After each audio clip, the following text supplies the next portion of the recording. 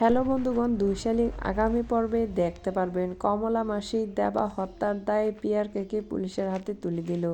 Like দিয়ে বিস্তারিত জানতে থাকুন। কমলা মাসি দেবাকে দেখার জন্য পল্টুকে নিয়ে হসপিটালে আসলো। যখনই আসলো তখনই খারাপ সংবাদ শুনলো।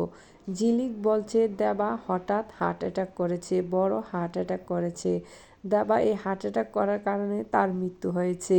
তখন এ কথা শুনে কমলা মাসি কান্নায় ভেঙে পড়ল। তখন পুষ্পা ঝিলিককে বলছে, এটা আমি বিশ্বাস করি না। তখন নাসেরা দেবার ডেড বডি নিয়ে আসলো। কমলা মাসি পাগল হয়ে দেবাকে জড়িয়ে কান্না করতে শুরু করলো। কমলা মাসি তখন দেবাকে ছুঁয়ে বলছে, আমি তোকে কথা দিচ্ছি, আমি এই পিয়ারকের প্রতিশোধ নিয়ে ছাড়বো।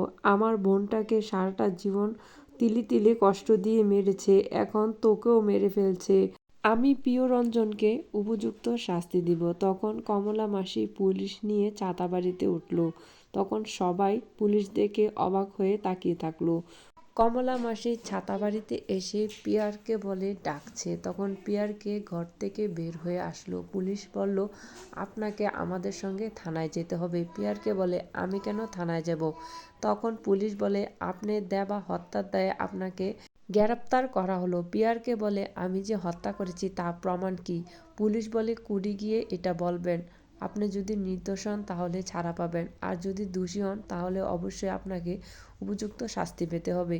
তো বন্ধুগণ, পরবর্তী আপডেট শোনার জন্য অবশ্যই আমার চ্যানেলটি সাবস্ক্রাইব করে রাখবেন।